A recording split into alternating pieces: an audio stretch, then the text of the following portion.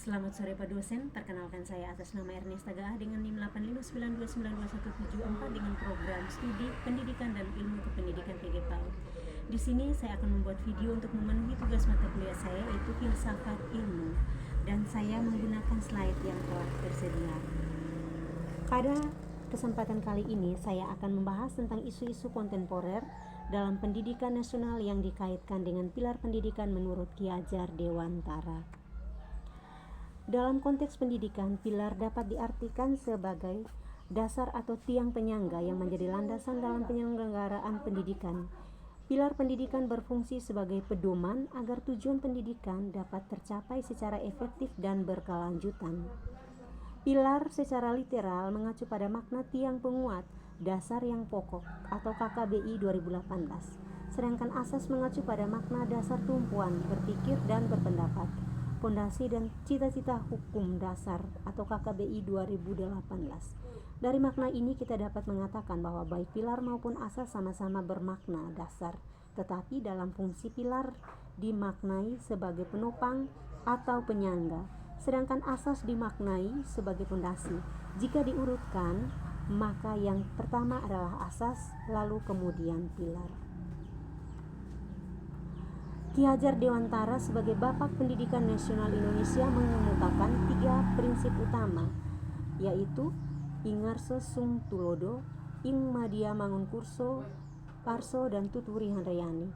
Pada prinsip pertama, Tutwuri Handrayani mengacu pada makna bahwa pendidik seharusnya selalu memberi dorongan dari belakang kepada anak didiknya agar mereka belajar secara mandiri. Prinsip yang kedua, Ingarso Sung Tulodo mengacu pada makna bahwa seorang pendidik seharusnya dapat menjadi model di hadapan anak didiknya agar mereka bisa menemukan figur yang layak dan patut dicontohi, baik dalam bersikap maupun berperilaku. Pada prinsip ini berarti di depan memberi teladan, guru tidak hanya berperan sebagai penyampai ilmu, tetapi juga menjadi contoh dalam sikap, perilaku, dan karakter. Di era digital saat ini, keteladanan guru sangat penting, terutama dalam penggunaan teknologi dan media sosial yang bijak. Pada prinsip yang ketiga, Ing Madio Mangunkarso. Ing Madio Mangunkarso mengacu pada makna bahwa seorang pendidik seharusnya dapat menjadi pendukung dan pemberi semangat di tengah-tengah anak didiknya, agar mereka senantiasa menjadi peserta didik yang percaya diri dan bersemangat dalam melalui proses pendidikan. Prinsip ini, Ing Madio Mangunkarso, berarti di tengah membangun semangat, guru harus hadir di tengah peserta didik untuk memberi motivasi dan menciptakan lingkungan belajar yang aktif secara kolaboratif. Dalam pembelajaran daring maupun hybrid, guru dituntut mampu memanfaatkan teknologi untuk menjaga keterlibatan siswa dalam proses pembelajaran. Nah, di sini kita juga akan membahas tentang analisis relevansi dan tantangan pencapaian prinsip tersebut dalam era digital. Saat ini, pendidikan nasional menghadapi berbagai tantangan seperti rendahnya literasi digital, penyebaran informasi yang tidak benar, menurunnya karakter dan etika peserta didik, serta kesenjangan akses teknologi. Selain itu, penggunaan kecerdasan buatan dan media digital menuntut peserta didik memiliki kemampuan berpikir kritis dan bertanggung jawab. Dalam kondisi tersebut, prinsip pendidikan Ki Hajar Dewantara tetap relevan. Keteladanan guru dapat membentuk karakter peserta didik di tengah derasnya arus informasi digital.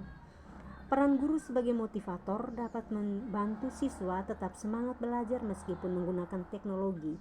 Sementara itu, pemberian dukungan dan kepercayaan kepada siswa dapat mendorong kreativitas, kemandirian, serta kemampuan memecahkan masalah. Yang berikut kita akan membahas tentang refleksi. Sebagai refleksi, saya berpendapat bahwa pilar pendidikan Ki Hajar Dewantara merupakan solusi